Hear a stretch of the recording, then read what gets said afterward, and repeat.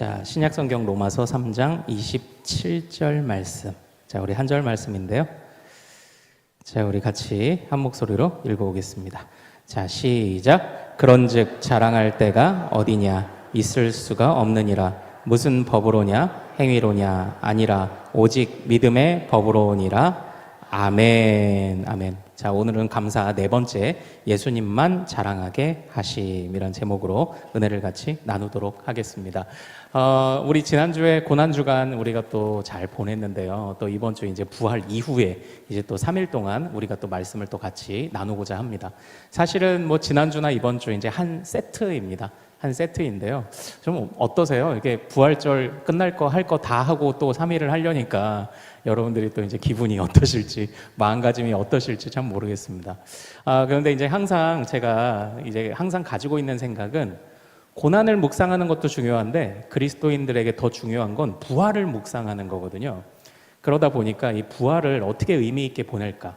우리는 보통 부활절 예배 드리고 연합 예배 뭐 한 번 하면 그 다음부터 부활을 잘 생각하지 않잖아요. 그래서 이제 우리가 지금 제가 할 수 있는 선에서 어쨌든 이 말씀 사경회를 부활절까지 이어보자, 이후에도 이어보자라는 그런 마음이었고요. 또 아무쪼록 또 우리가 로마서를 계속 주일부터 계속 보고 있는데 이 로마서를 그래도 조금 이해하실 수 있는 그런 또 좋은 또 힌트들을 또 잘 얻어 가실 수 있으면 좋겠습니다. 지난주 3일도 우리 모든 성도님들 고생하셨고 우리 찬양팀들도 모두 애썼어요. 우리 학생들까지 오는 연합 찬양팀, 그리고 에브라임 찬양팀, 옥합 찬양팀까지 똑같이 이번 3일도 동일하게 섬겨주십니다. 자, 우리 찬양팀 그리고 또 우리 모든 성도들, 우리 모두가 정말 은혜 받기를 사모하는 우리 모두의 마음을 한번 박수로 축복하겠습니다. 네, 감사합니다. 감사합니다. 감사합니다. 자, 이제 오늘 말씀 한번 시작을 해볼게요. 네, 지난주에 제가 주일까지도 많이 말씀을 드렸으니까 지난주에랑 드렸던 말씀들을 잘 기억하고 계실 것이라고 생각을 합니다. 그러나 또 함께 있는 앞에 있는 부분을 요약도 좀 해보고 뒤에 있는 말씀을 살펴보고 오늘 그렇게 흐름을 좀 가져가 볼게요.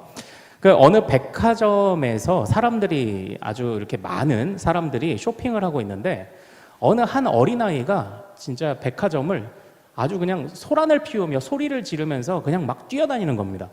막 뛰어다니다 보니까 위험한 순간도 나고 마네킹이 넘어질 뻔한 순간도 오고 사람들하고 여기저기 부딪히는 거예요. 그러다가 어떤 한 할머니하고 이 아이가 와서 정면으로 부딪혔습니다. 그러다 보니까 이 아이도 쓰러졌죠. 할머니도 쓰러졌죠. 아이는 몸이 유연해서 그런지 다치지 않았는데 이 할머니는 아무래도 손도 좀 다치신 것 같고 발목도 좀 불편해 보이셨어요. 그러니까 그런 상황이 되면 보통 그 아이를 보고 뭐라고 하시겠습니까? 야, 이렇게 사람 많은 데서 그렇게 뛰어다니면 어떡해? 이런 말 한 번쯤은 할 법하잖아요. 아니나 다를까 그 아이를 이렇게 나무라고 계셨는데 그때 황급하게 이 아이의 엄마가 달려오더니 이렇게 얘기를 했다는 겁니다. 아니, 애가 그럴 수도 있지 뭘 그렇게 혼내요? 이렇게 얘기를 한 거예요. 애가 그럴 수도 있지 이렇게 했답니다. 그때에 이 할머니가 이 애엄마한테 뭐라고 말씀하셨을까요? 애가 그럴 수도 있지 이 얘기를 엄마가 이제 한 거예요. 그랬더니 이 할머니가 차분하게 이렇게 얘기를 하시더랍니다. 애는 그럴 수 있지 근데 너는 그러면 안 되지 이렇게 얘기를 한 거예요. 이게 누가 실제 목격한 일을 이게 올렸다는 겁니다. 애는 그럴 수 있지 근데 너는 그러면 안 되지. 그러니까 사실 애가 그럴 수 있지라는 그 말이요, 생각을 해보면 그건 그 당한 사람이 용서해 주면서 하는 얘기죠. 가해자가 할 얘기는 아닙니다. 그런데 애는 그럴 수 있지 근데 너는 그러면 안 되지 또 이렇게 얘기를 했다는 거예요. 잠시만요, 지금 소리가 조금 울리는 것 같습니다. 네, 모니터를 조금 줄여주시든지 뒤에서 들으시기 괜찮으신가요? 잘 들리세요? 네, 울림 조금 빼주시든지 모니터를 조금 줄여주시면 좋겠습니다. 자, 그런데 한번 잘 생각해 보세요. 애는 그럴 수 있지 근데 너는 그러면 안 되지. 이게 유대인들에 대한 사도 바울의 평가입니다. 여기서 애는 누구를 상징할까요? 이방인들이에요. 이방인들. 그러니까 이스라엘 사람들은, 유대인들은 우리 요 유대인 땅 안에 있는, 그리고 아브라함의 자손이, 아브라함의 피가 안 섞인 사람들, 심지어는 혼혈 민족인 사람들까지도 다 거부했죠. 그리고 그들이 이방인들을 그렇게 거부했던 이유는 하나님의 백성도 아니지, 하나님의 말씀도 모르지, 이것 때문에 그렇게 이방인들을 못된 사람들 취급을 했습니다. 그 이방인이라고 되어 있는 이 단어가요, 영어로 보면요, 그 여러분들 예전에 영화, 오래전에 봤던 공포 영화 있잖아요. 에일리언. 에일리언 있잖아요. 이 에일리언이라는 뜻이 이방인을 뜻하는 단어입니다. 또는 낯선 사람, stranger. 그러니까 이 이방인은요, 우리 편이 아닌 사람을 말하는 겁니다. 진짜 우리의 편도 아니고 우리와 상관없는 사람들을 가리키는 게 이방인입니다. 유대인들이 그렇게 생각을 한 겁니다. 그런데 사도 바울은 이렇게 말을 하는 거예요. 그래, 이방인들, 니네가 욕하는 그 이방인들은 애 같아서 몰라서 그럴 수 있지. 뭐 잘했다는 건 아닙니다. 왜 잘했다는 건 아니죠? 이방인들 안에도 하나님의 흔적이 있기 때문이죠. 이방인들도 잘했다는 건 아니지만, 근데 이방인은 모르니까 그렇다 칠 수 있어. 근데 애는 그럴 수 있지만 엄마인 당신은 그러면 안 되지. 이방인은 그럴 수 있지만 유대인들인 너희는 그러면 안 되지. 지금 이 이야기를 하고 있는 겁니다. 아니, 너희는 하나님의 백성이라며, 하나님의 순수 혈통이라며, 너희는 말씀을 가졌다며. 그런데 아는 것들이 왜 그래? 이제 이 이야기를 하는 거예요. 애는 그럴 수 있지만 너는 그러면 안 되지. 이게 바로 유대인들에 대한 우리 사도 바울의 평가였습니다. 사랑하는 여러분, 이제 우리나라도 사실 예전에 보면요, 이런 계급이 있었죠. 신분 계급, 양반, 평민, 노비. 노비보다 더 못한 계급은 뭐였죠? 백정, 뭐 이런 사람들이었습니다. 참 몹쓸 관습입니다. 그런데 그때에 양반들이 지나가면 다들 엎드리고, 백정들은 그 양반의 얼굴을 제대로 쳐다보지도 못하고, 그 양반들은 백정들한테서 고기 갖다 먹으면서도 그런 일을 벌이지 않았습니까? 그런데 이 양반이라고 해서 다 옳았을까요? 양반이라고 해서 다 정약용 같고 퇴계 이황 같고 율곡 이이 같고 다 그랬을까요? 아닙니다. 그들이 가지고 있던 신분이 그들을 보장해주지 않았다는 겁니다. 신분이 아무리 높아도 그들이 어떤 사람인지를 보장해준 게 아니에요.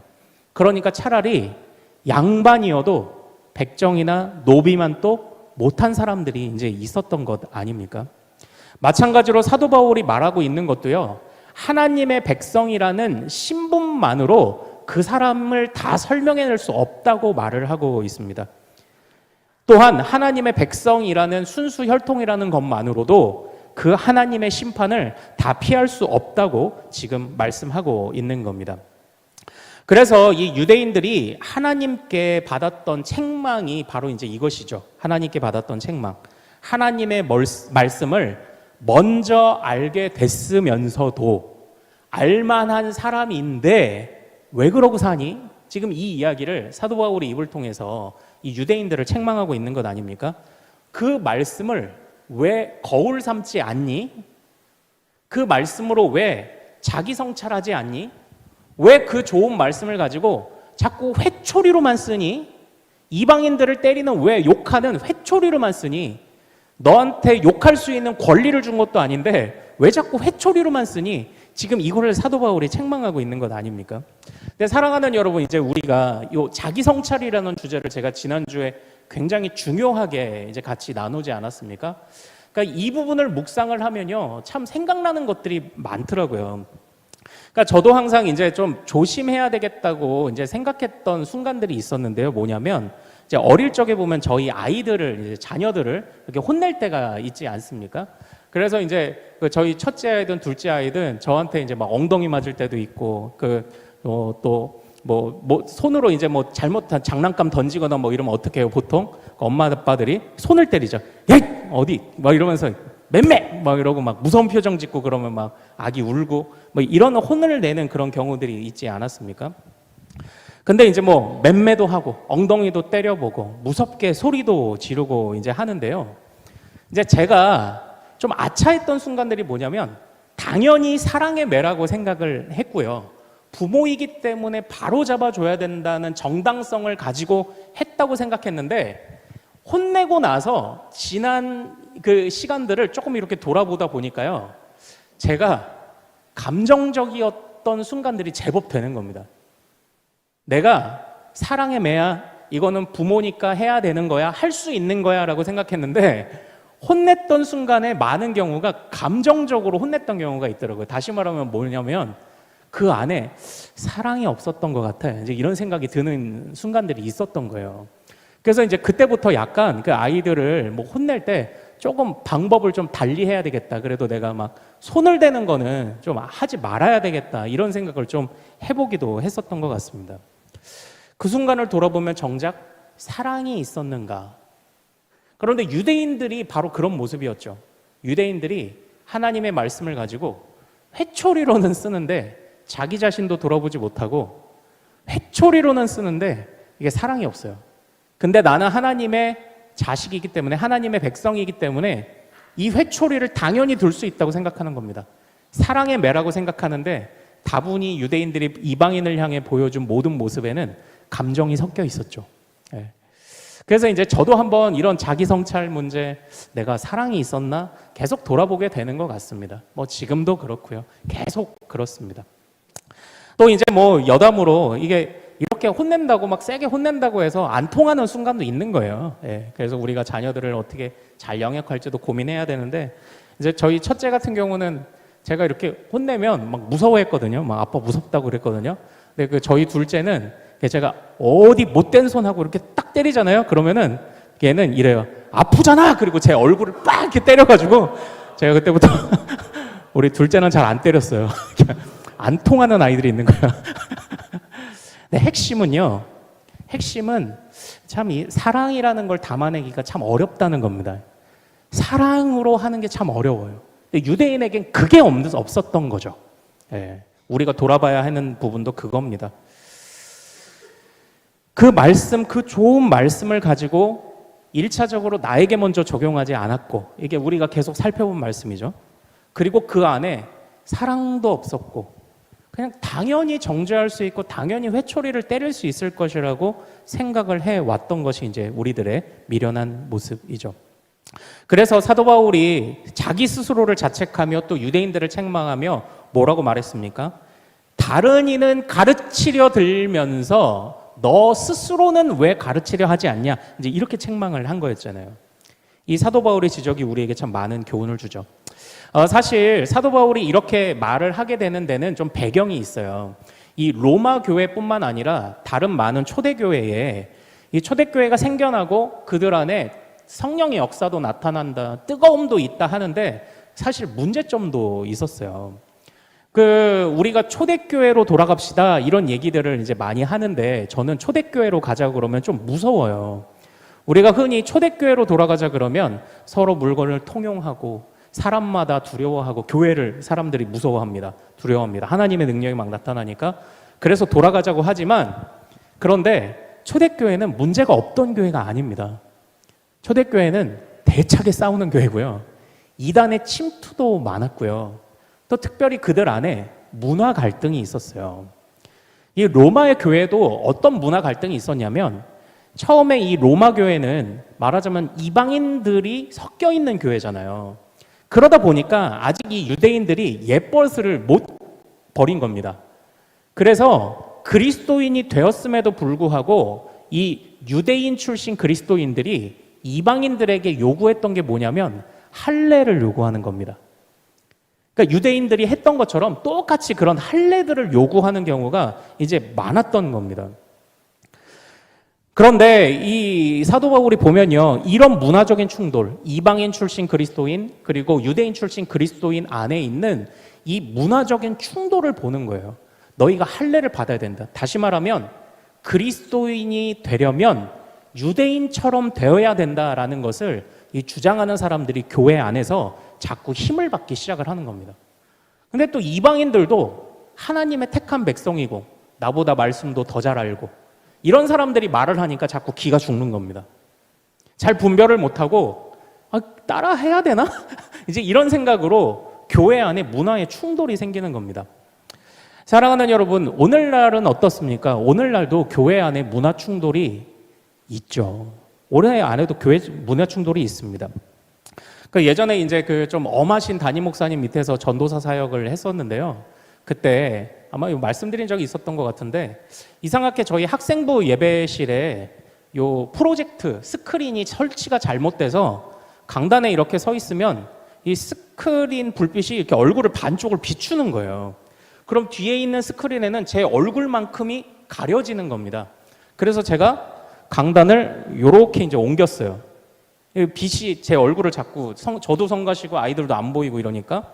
근데 제 예배 끝나고 목사님 아들이 이끄는 청년부 예배가 그 다음에 계속되는데 이게 목사님이 이제 예배를 끝나고 저를 부른 거예요. 그 아들 목사님이. 그러고 이렇게 말하는 겁니다. 전도사님이 강대상 옮겼어요? 이렇게 물어보는 거예요. 그래서 네, 왜 옮기셨죠? 아니 스크린 가려서요.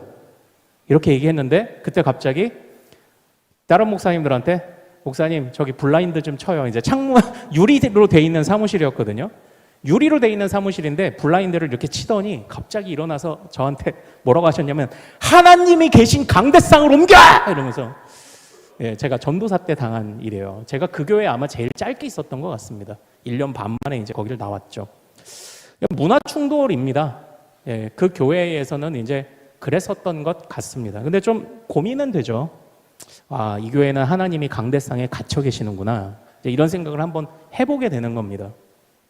또 이제 제가요, 예전에 이제 3일 금식을 한번 하느라고 이제 기도원을 들어간 적이 있었는데 제가 생전 얼굴도 모르는 낯선 분한테 기도원에서 등짝을 맞은 일이 있습니다.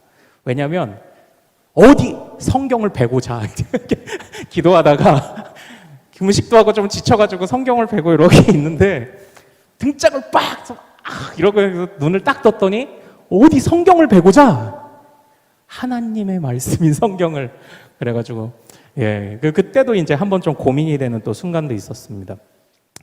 또 어떤 교회는 그렇습니다. 제 이제 교수님 한 분이 어느 교회에 설교를 하러 가셨는데 강대상에 이제 올라가실 때 신발을 그냥 의뢰의 그 신발을 이렇게 신고 올라가셨는데 그 교회는 강대상에서 신발을 벗어야 되는 교회였나 봐요. 그러면은 어떻게 아유 목사님 요거 샌들 갈아 신으시죠 이렇게 하면 되잖아요. 근데 저쪽 뒤에서 어떤 한 성도님이 어디 신성한 강대상에 강사 목사님한테 지금 그러는 거예요. 뒤에서 어디 신성한 강대상에 신발을 신고 올라가 이런 일들이 벌어지는 거죠. 사실은 제가 이제 좀 극단적인 얘기를 했는지도 모릅니다. 목사가 가운을 입고 설교를 해야 되냐 말아야 되느냐. 그런데 사도 바울이 이런 상황을 마주쳤다면 뭐라고 대답을 했을까요? 이런 문화 충돌이요. 사도 바울은 할례를 받아서 유대인처럼 되어야 그리스도인이 되는 거라고 말하는 교회 안에 있는 문화 충돌에 이렇게 대답했죠. 할례는 마음에나 받아라 이렇게 얘기를 한 겁니다. 할례는 마음에나 받아라 이렇게 얘기를 한 겁니다. 예. 그리스도인이 되기 위해 유대인이 될 필요가 없다라고 얘기를 한 겁니다. 그런데 사랑하는 여러분, 그 유대인이 될 필요가 없다고 말하는 그 사도 바울의 핵심이 뭐예요? 핵심이 유대인들도 잘한 게 없다는 겁니다. 유대인들도 잘한 게 없다는 거예요. 그러니까 이 모든 일들, 너의 출신이 어디고, 오늘날 우리도 마찬가지죠. 너의 출신이 어디야? 너희 부모님이 누구야? 너 재산이 얼마야? 너 직업이 뭐야? 뭐 이런 것들이 이제 우리를 보여주는, 증명해주는, 우리의 믿음을 증명하는 그 어떤 근거도 되지 못한다고 말하는 겁니다. 오직 하나님 앞에서 너 하나님 앞에 자신을 성찰하고 있니? 너 사랑으로서 하나님과 이웃을 대하고 있니? 사도 바울은 이것만 묻고 있는 겁니다, 지금. 우리의 믿음의 확실한 증거. 굳이 유대인처럼 되지 않아도 돼. 하나님의 말씀을 잘 배워 자기 성찰을 하고 하나님의 말씀을 바탕으로 하나님의 말씀을 잘 배우면 당연히 사랑이 생길 거라고 말하는 겁니다. 사랑으로 하나님을, 사랑으로 이웃을 잘 품으면 돼. 지금 사도 바울이 지금 이 이야기를 하고 있는 겁니다. 그래서 이렇게 1장, 2장에서 결국 사도 바울이 했던 얘기가 뭐냐면요. 이 세상 사람들은 다 절망적이라는 겁니다. 이 세상 사람들은 어느 누구도 하나님 앞에서 자신을 드러낼 수 있는 사람이 없다는 겁니다. 사랑하는 여러분, 여기에서 오늘 우리가 읽은 말씀을 이해하는 중요한 핵심을 이제 우리가 갖게 됩니다. 자, 우리가 오늘 본문 말씀 3장 27절 같이 한번 읽어보도록 하겠습니다. 자, 시작. 그런즉 자랑할 때가 어디냐? 있을 수가 없느니라. 무슨 법으로냐? 행위로냐? 아니라 오직 믿음의 법으로니라. 아멘. 여기서 무엇만을 자랑할 수 있다고 이야기를 합니까? 오직 믿음만이다. 이렇게 얘기를 하고 있는 거예요. 그러니까 우리가 참 요 믿음과 행위의 관계를 참 잘 이해해야 되죠. 뭐 유대인들은 나름대로 바리새인들은 열심히 했습니다. 열심히 했는데 초점이 없는 열심, 방향이 틀어진 열심은 차라리 일을 망쳐요. 이 초점이 없고 방향이 틀어진 열심은 일을 망친다고요. 그 이야기를 계속하고 있습니다. 열심 자체를 그들이 하고 있는 경건이라고 믿는 행위 자체가 다 잘못됐다고 말하는 게 아니라 그 경건의 행위를 하려면 좀 잘하라는 이야기를 계속하고 있죠. 그러므로 유대인도 절망적이에요. 그래서 구원받기 위해 유대인이 될 필요는 없어요. 이방인도 절망적이에요. 모르는 게 뭐 자랑이라고 이방인들이 그렇게 자기 양심도 거스르며 사는데 하나님 앞에 가면 다 똑같이 심판받아요. 유대인들은 하나님의 말씀을 알면서도 안 지켜서 심판받고 이방인들은 하나님이 흔적을 남겨주셨는데 양심이라는 그것도 못 지키고 사니까 하나님 앞에 가서 다 심판받고 결국 유대인이고 이방인이고 그러니까 이게 지금 유대인 또는 그 당시 이방인만 말하는 게 아니라 이 세상 모든 사람을 말하는 거죠. 이 세상 모든 사람은 자신의 신분이든 자신의 행동이든 스스로 선하다고 믿는 것이든 어떤 것으로도 하나님 앞에 인정받을 사람이 없다. 하나님 앞에 자랑할 것이 없다고 말을 하고 있는 겁니다. 그러면서 오직 무엇이요? 하나님께서 차별 없이 우리에게 허락하신 우리는 차별이 있었지만 차별로 사람을 대했지만 그러나 신실하신 주님이 차별 없이 우리에게 허락하신 예수님을 누가 더 잘 믿느냐만 자랑하라고 말하고 있는 겁니다. 그래서 우리 주일에도 살펴보고 했지만 잘 믿어야 돼요. 예수님을 그냥 잘 믿으면 됩니다. 그 잘 믿는 방법이 뭐예요? 거룩하게 믿는 것, 신실하게 믿는 것, 뭐 이제 우리가 이야기가 맴돌았지만, 뭐 우리가 배운 대로 자기 성찰을 하는 거겠죠. 사랑을 하는 거겠죠. 그러나 또 오늘 이 4장에서 우리가 믿음만을 자랑한다는 것이 무엇인지를 이제 조금 더 한번 이제 생각해 보도록 하겠습니다. 그때에 우선은 누구만을 자랑해라? 그리스도를 향한 믿음을 자랑해라. 결국 그리스도를 자랑하라는 그런 말씀 아닙니까? 자, 이제 이 그리스도만 자랑하라는 말씀에 관해서요. 자, 우리 26절에 굉장히 아름다운 말씀이 선포되어 있습니다. 26절을 같이 한번 읽어보도록 하겠습니다. 자, 로마서 3장 26절입니다. 자, 시작. 곧 이때에 자기의 의로우심을 나타내사 자기도 의로우시며 또한 예수 믿는 자를 의롭게 하려 하심이라. 아멘. 아멘. 여기에서 우리가 그리스도만 자랑해야 하는 이유를 뭐라고 말합니까? 우리를 그리스도처럼 만드시기 위해 그리스도가 우리처럼 되셨다고 말하는 겁니다. 우리를 그리스도처럼 올리시기 위해 그분이 낮아지셨다고 말하는 겁니다. 그래서 그 예수님 외에 자랑할 것이 없다고 말합니다. 유대인이든 이방인이든 세상 어느 누구라도 어느 성자라고 불리는 사람이라도 하나님께 올라갈 수 있는 사람이 없다고 말합니다. 그래서 주님이 어떻게 하셨다고요? 그래서 내려오셨다고 말하는 겁니다. 그래서 우리가 그 예수님을 자랑해야 하는 것이죠. 그런데 이 시대는 어떻습니까? 우리가 무언가를 자랑한다? 제가 이제 노회 안에서 교제하는 이게 목사님들이 이렇게 계시잖아요. 뭐 친한 목사님도 아닌 목사님도 있고 하는데 이제 제가 보통은 그 해에 뭐 노회 임원들이나 시찰의 임원들 전화번호는 제가 한 번도 얘기도 안 해보고 했어도 웬만하면 좀 저장을 해놔요. 저장을 해놓으면 번호를 저장하면 어떤 일이 벌어집니까? 이제 카카오톡이 연결되기 시작을 하는 거예요.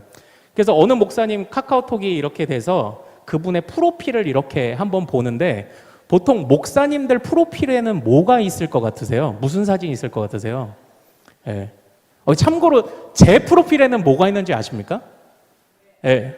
피아노 한 대. 제가 카톡에 처음 가입한 순간부터 저는 프로필 사진을 단 한 번도 바꾼 적이 없어요. 옛날 사진 그대로. 큰 화면은 제가 졸업식 때 찍은 사진인데 제가 졸업식 때 이제 말랐다, 잘생겨 보인다 그래서가 아니라 졸업식 때 들고 있는 사진에 마이 와이프라고 해서 집사람 사진을 들고 제가 졸업사진을 찍었어요. 그래서 있는 거 하나랑 피아노가 뭐냐면 그게 피아노 중에서도 명품 피아노랍니다. 예, 스테인웨이 앤 선즈라는 피아노인데 내가 우리 아내 나중에 이 피아노 한 대 사줘야지 내가 이러고 지금 그거를 하고 있는데 어쨌든 저는 그래요. 근데 어느 목사님 그 프로필에 들어가 보니까요. 그 목사님 사진, 그 아들 사진만 거기 다 올려놓은 거예요. 아들 사진만. 그래서 왜 이렇게 아들 사진만 올려놓는가 했는데 몇 장을 넘겨보다가 제가 이해를 했어요. 아들이 서울대를 들어갔네? 그러니까 이 목사님 프로필에는 아들만 있어요. 아들만 나와. 네. 다른 자녀가 있는지는 모르겠어요. 서울대 들어간 아들. 여러분, 자랑은 그렇게 하는 거예요. 자랑한다는 거는 그렇게 하는 겁니다. 모든 신경이 거기에 쏘이는 겁니다. 그런데 지금 성경은 우리에게 뭐라고 말합니까? 그리스도를 믿는 믿음만 자랑하랍니다. 참 자랑이라는 것, 그리스도를 자랑한다. 이제 우리가 한번 잘 생각해 보면 제가 저희 자녀를 혼낼 때 당연히 사랑의 매라고 생각했는데 돌아보니까 내가 사랑이 담겨 있지 않았던 순간이 있구나 이렇게 후회했다고 했잖아요. 그런 것처럼 저도 그렇고 아마 여러분들은 어떠신지 모르겠습니다. 저도 대부분 예수님을 자랑하고 있다고 생각을 하지만요. 근데 저를 자세하게 이제 세밀하게 돌아보면 내가 진짜 정말 이 정도로 서울대 간 아들 자랑하듯 이 정도로 예수님을 자랑했나? 생각보다 답은 쉽지 않은 것 같아요. 이 자랑이라는 것이 참 그렇게 어렵더라고요. 더군다나 우리가 주님을 자랑하는 것이 얼마나 점점 더 어려운 세상이 되어가느냐. 제가 왜 그걸 느끼냐면 처음에 인류가 아담과 하와가 죄를 처음 지었을 때 하나님 앞에 했던 첫 번째 반응이 뭘까요? 첫 번째 반응. 부끄러워하는 거예요. 하나님 앞에서 자신이 죄를 지었다고 생각했을 때 아담과 하와가 느꼈던 첫 번째 반응은 부끄러워하는 겁니다. 그런데 이 세상은요, 이제는 부끄러움의 선도 넘었죠. 부끄러움이 없다라는 것은요, 자신보다 더 높은 권위가 있다는 것을 인정하지 않아서 그런 겁니다. 이게 뭐예요? 저희가 봤던 죄는 불법이다, 무법이다, 내가 법이다. 결국 그거잖아요.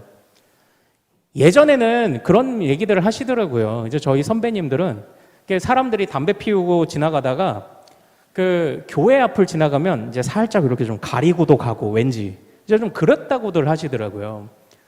그리고 대화를 하다가 목사님 그러면 아유 목사님. 근데 요즘 그러나요? 부끄러워하지 않는 시대가 되었습니다. 하나님의 권위가 인정되지 않는 시대가 되었습니다. 이런 상황 속에 우리가 주님을 자랑한다는 것은요, 사실은 굉장한 각오가 필요한 겁니다. 이런 상황 속에서 안 그래도 그리스도인의 삶이 보통은 우리가 독립운동가나 아니면은 의인이나 이런 사람들처럼 무언가 남을 위해서 애를 쓰면 높임을 받아야 되는데 그리스도인은 주를 위해 헌신하면 세상에서 자꾸 낮아져야 돼요. 우리가 주를 위해 헌신했는데 주님이 좀 높여주시고 잘 되게 해주시면 좋겠는데 주님은 거기에다가 자꾸 우리를 더 낮아지라고 겸손하라라고 하시니까 우리가 이게 어디 자랑이 될까요? 자랑이 쉽지 않죠. 주님을 자랑하는 것이 쉽지가 않습니다. 주님을 자랑했다간 어떻게 해요? 헌신도 해야 되는데 나도 또 낮아져야 되고 주님을 자랑했다간 어떻게 해요? 부끄러운 것도 모르게 되어버린 세상 속에서 더 이제 우리가 어려움을 겪게 되니까 주님을 자랑한다는 것이 정말 얼마나 어려운 시대가 되었는지 좀 한번 생각을 해보게 됩니다. 참 이런 상황 속에서요, 진짜 우리 모두가 참 주의해야 됩니다. 정말 주의해야 되는 그런 모습들이 많습니다. 우리 안에는 이방인들과 같은 모습도 여전히 있고, 그리고 유대인과 같은 모습도 여전히 있습니다. 요즘 계속 그런 생각을 좀 많이 해보게 됩니다. 이제 참 내가 목사로서 잘하나? 우리 성도들 나처럼 신앙생활하게 하면 되는 건가? 이제 이런 생각들을 좀 많이 합니다. 어떤 기준으로까지 우리 성도들을 이끌어 가야 하나? 또 이 기준에 뒤처지거나 못 미치거나 그런 성도들을 어떻게 해야 되냐? 혼내기는 혼내는 것 같은데 그 안에 사랑이 있냐 없냐? 하여튼 많은 고민을 좀 합니다. 그런데 예전에, 다는 아니지만 예전에 봐오던 일부 목사님들과 목사님들을 보면요. 성도들을 제멋대로, 교회를 제멋대로 흔드시는 경우들을 그래도 많이 봤던 것 같아요. 이상하게 제가 가는 교회는 다 그런 교회들의 모습들이 참 많았습니다. 뭐 생각해보면 과거 목사님들이 그 동네에 유일하게 대학원 나오고 대학 나온 유일한 지식자인 경우들도 많았던 것 같습니다. 또 거기다가 소위 능력받았다, 교회를 좀 키웠다, 부흥시켰다 하는 목사님들은요, 더 권위가 있어 보이죠. 뭐 물론 이단 판정을 받았긴 했지만 그 어느 목사님은요, 교회가 뭐 어마어마했어요. 지금은 이단 판정을 받았는데 이분이 그 의혹이 하나 일면서 뉴스에 나왔던 적이 있는데 그게 뭐냐면 이분이 라스베가스에 가서 빠찡고를 한 거예요. 이게 딱 이렇게 교회 헌금을 가지고 그랬는데 성도들 앞에서 뭐라고 얘기했냐면, 아니 그거 내가 나의 영광을 위해 했겠습니까? 어떻게든 교회의 보탬이 되보려고 내가 이걸 했지, 이렇게 얘기하니까 성도들이 아멘 그러더니 박수를 막 이렇게 쳐주는 겁니다. 그분이 능력받았다고 하는 분이었고요, 교회를 키웠다고 하는 분이었어요. 다 그렇다는 거 아닙니다. 오해는 하지 마시고요. 근데 참 그런 분들 보면요, 이게 참 사람이 처음에는 그 열심을 가지고 그리스도를 자랑하려고 시작했고 그 열심으로 사람들이 모여들었겠죠. 성도들이 모여서 같이 우리 그리스도의 말씀을 듣자, 생명의 말씀을 듣자 했겠죠. 그런데 이 그리스도를 자랑하는 마음을 이 세상에 보이는 것도 어렵고, 부끄러워하지 않는 세상이니까 보이는 것도 어렵고 나도 지켜내기 어렵다는 생각을 합니다. 주님만을 자랑한다는 것이요. 예. 그럼에도 불구하고 사랑하는 여러분, 오늘 주님은 우리에게 분명히 말씀하십니다. 그리스도만 자랑하라고 말씀하십니다. 때로는 우리가 부족함이 있죠. 이렇게 부족해요. 자꾸 부끄러움 모르는 세상에 그리스도인인 거 드러내는 것도 어렵고, 또 나도 자꾸 변질되는 것 같고, 어떻게 해야 될지 모르고 하지만 그럼에도 불구하고 우리는 핑계와 변명은 잠시 내려놓고 주님 앞에 우리는 그래도 고백해야 됩니다. 주님, 나는 그리스도만 자랑하겠습니다. 우리가 이것을 같이 그래도 마음속에 깊이 고백할 수 있기를 소망합니다. 우리가 그리스도를 자랑해야만 하는 이유가 뭐냐? 그럼에도 불구하고 우리가 그리스도를 자랑해야 하는 이유가 뭐냐? 제가 이거를 이제 좀 보여드릴게요. 이제 마지막 요것만 말씀드리고 마칠게요. 자, 우리 이번 집회 중에 우리 성휘가 저를 잘 도와줬는데 오늘도 성휘가 저를 한번 도와주세요. 앞으로 한번 나와보세요. 우리 성휘하고 제가, 자, 우리 집 마지막 설교를 마무리할 수 있는 예화를 하나 한번 보여주겠습니다. 자, 성휘가 저하고 이제 손을 잡을 건데, 손을 어떻게 잡을 거냐면 이렇게 손목을 한번 잡아보죠. 네, 이렇게 손목을 한번 잡아보겠습니다. 자, 서로 한번 당겨보세요. 네, 당겨보세요. 네. 아니, 네가 나보다 힘센 건 알겠는데 나한테 따라와봐. 네. 자, 따라오죠. 네, 따라오죠. 성희, 너 손 놔봐. 목사님 손 놔봐. 자, 제가 당기면 따라올 거야, 안 따라올까요? 예, 따라오죠. 예. 고마워. 들어가시면 되겠어요. 박수 한번 주세요. 네. 자, 제가 마지막 드리려는 그 말씀의 의미를 이제 잘 혹시 캐치를 하셨습니까? 주님만 자랑해야 되는데 자랑도 어렵고요. 나도 자꾸 변질돼요. 그래서 자꾸 우리가 주님을 놓쳐요. 그런데 주님은 우리를 놓치지 않으신다는 거죠. 그래서 우리가 주님만을 자랑해야 하는 이유가 거기에 있습니다. 우리가 안일하게 살자는 뜻은 아닙니다. 안일하게 살자는 것은 아니에요. 사실 지금 시간이 많이 갔지만 내일도 있으니까 4장에 가면은 4장에서부터는 이제 아브라함에 관한 이야기를 시작을 합니다. 그래서 자랑한다는 것, 믿는다는 것이 결코 가벼운 게 아니라는 것을 아브라함을 통해 보여주는데, 잠깐 맛을 보여드리면 아브라함은 친척 본토 고향을 떠났다? 이 얘기를 하는 거예요. 믿음이란 그런 거야. 친척 본토 아비 집을 떠나는 거야.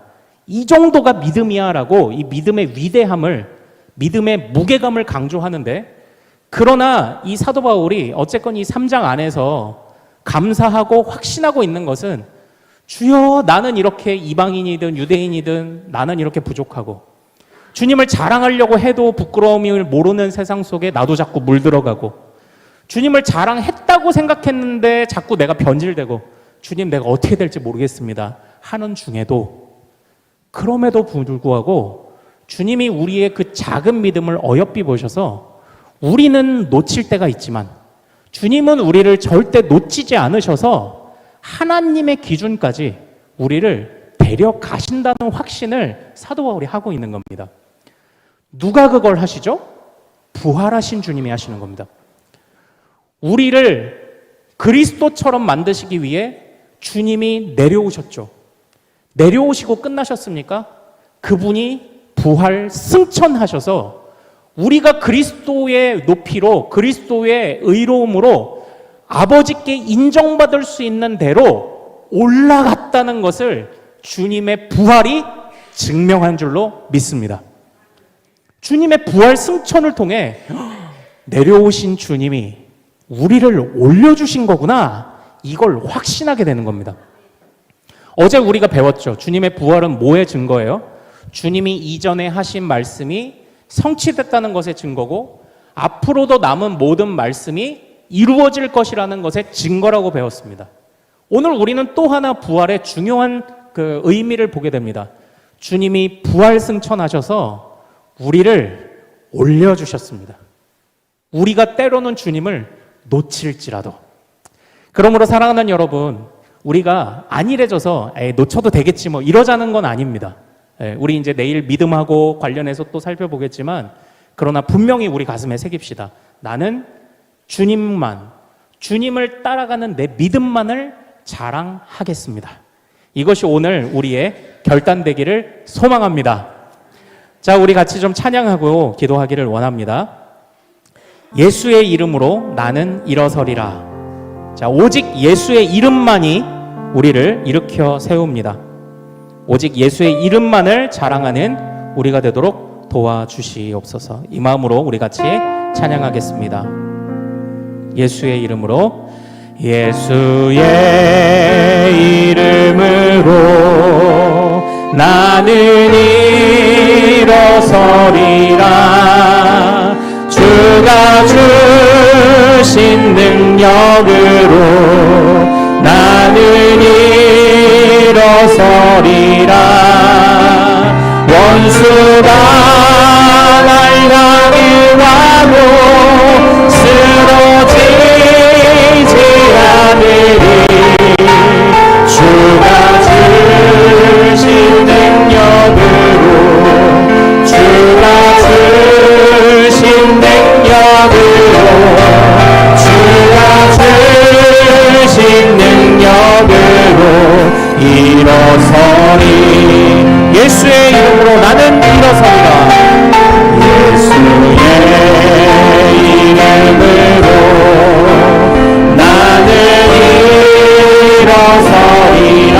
예수의 이름으로 나는 일어서리라. 주가 주신 능력으로 나는 일어서리라. 원수가 날 향해 와도 쓰러지지 않으리. 주가 주신 능력으로, 주가 주신 능력으로, 주가 주신 능력으로 일어서리.